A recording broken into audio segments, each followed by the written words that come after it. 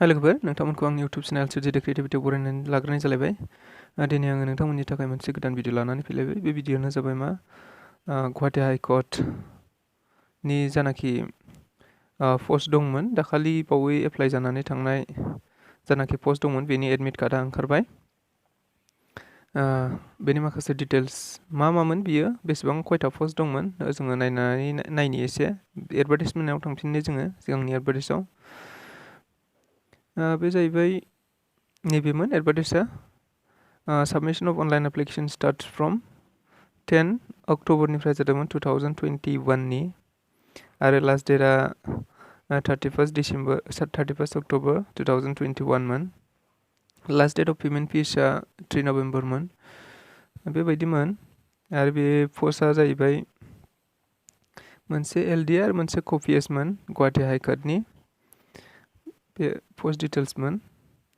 बेनि उनाव पस्टफोरा नैबेबायदिमोन बबे डिस्ट्रिक्टआव बेसेबां पस्ट दंमोन जों बेखौ नायबा नुयो। माने बाक्सायाव मोनसे, बरपेटायाव 11टा, बङाइगावआव मोनबा, बेबायदिनो आरो जों गाहायाव नायलांबा नुगोन बेबायदिमोन पस्ट माबाया डिटेल्सआ बबे डिस्ट्रिक्टआव बेसेबां पस्ट दंमोन बेबायदि। आरो बेनि टटेल पस्टआ नैबेमोन। टटेल पस्टआ जाहैबाय 237 मोन। दा बेनि एडमिट कार्डआ ओंखारबाय। बेनि एग्जामफोरा माला जागोन, एलिजिबिलिटि क्राइटेरिया माबा माबि अनेक दंसै, जों बेफोरखौ नायनांगौ गोनांथि गैलिया। दानि बेनि एडमिट कार्डआ ओंखारबाय, बियो मैयानिफ्राय ओंखारदों। 10 मेनिफ्राय बियो ओंखारबाय आरो एग्जामा 22 मेआव जागोन। बेनि एग्जामा 22 मेआव जागोन। गतिके जोङो रेडि जादो आरो एडमिटखौ डाउनलड खालामदो। एडमिटखौ जों माबोरै डाउनलड खालामनो हायो जों एसे नायनानै लानो हायो। माने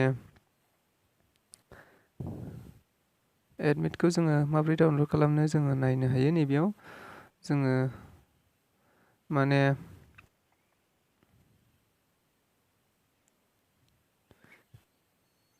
नैबेयाव जोङो मोनसे क्रम ब्राउजार खुलिबाय। क्रम ब्राउजाराव आङो टाइप खालामनानै लानो हायो GH on Gauhati, GHC, that means Gauhati High Court online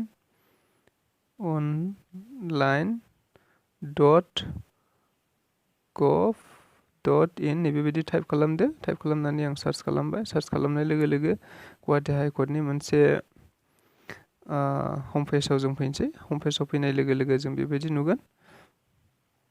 हम पेजाव फैबाय। हम पेजाव फैनाय लोगो लोगो जोङो स्क्रल डाउन खालामदो। स्क्रल डाउन खालामनानै जों नायनि नैबे नटिफिकेसनाव जों नाय एडमिट कार्ड रिलेटेडआव जों क्लिक खालामनानै नायनो हागोन आरो नैबेयाव लिरनाय दं नै admit download for admit card written test for LDA copyist. आं बेयाव टाइप खालामबाय, बेयाव क्लिक खालामबाय। बेयाव क्लिक खालामनाय लोगो लोगो निस्सय आंनाव मोनसे इन्टारफेस ओंखारबावगोन। बेबायदि इन्टारफेस ओंखारगोन। ओमफ्राय आङो नैबाव क्लिक खालामबावगोन। बेबायदि इन्टारफेस ओंखारगोन। बेबायदि इन्टारफेस ओंखारनायाव आङो नैबाव क्लिक खालामनोसै। डाउनलडआव आं क्लिक खालामबाय। डाउनलडआव क्लिक खालामनाय लोगो लोगो नैबे पेजआ ओंखारबोगोन आरोखि। बेबायदि पेजआ ओंखारबोगोन। माने download admit card for written examination for post of LDA copyist for district court of Assam. बेबायदि माबा ओंखारबोगोन, इन्टारफेस ओंखारबोगोन। बेयाव इन्टारफेसाव थुनानै आङो एडमिटखौ डाउनलड खालामनोबा नैबे एक्सेस केन्डिडेट हम नैबेयाव आं थुनांगोन। बेयाव थुनाय लोगो लोगो आंनि मा डिटेल्स दं आं बेखौ गासैखौबो होजोबनांगोन। माने बेयाव थुबाय आङो, थुनानै नायथारसै जेनेबा एक्सेस।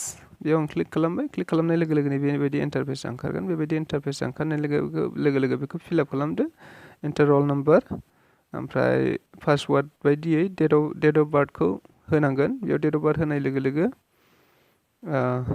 ओमफ्राय नैबे क'डखौ जोङो रिफ्रेस खालामफिननांगोन, माने थुफिननांगोन। रिफ्रेसथ' नङा, थुफिननांगोन। बेखौ जोङो नैबेयाव थुनांगोन। बेयाव नैबे बक्सआव जा नुजादों बे बक्सआव नुजानायखौ बेयाव थुनांगोन आरो बेबायदि थुनानै सार्च केन्डिडेट बेबायदि थुबानो निस्सय आंनि एडमिट कार्डआ ओंखारबोगोन। आंनि एग्जाम सेन्टारा बबाव, टाइमा माब्ला, एग्जाम डेटआ माब्ला बेफोर गासिबो ओंखारबोगोन। स' लोगोफोर आंनि भिडिअखौ सिगांनिफ्राय जोबजासिम नायनायनि थाखाय गोजोननाय थाबाय आरो भिडिअखौ मोजां मोनदोंब्ला लाइक खालाम, शेयार खालाम आरो माबाफोर सोंनांगौ एबा साजेसन दङब्ला कमेन्ट खालाम आरो इउटुब चेनेलखौ साबस्क्राइब खालामाखैबा साबस्क्राइब खालामनानै लागोन होननानै आसा खालामनाय थाबाय। गोजोन्थों।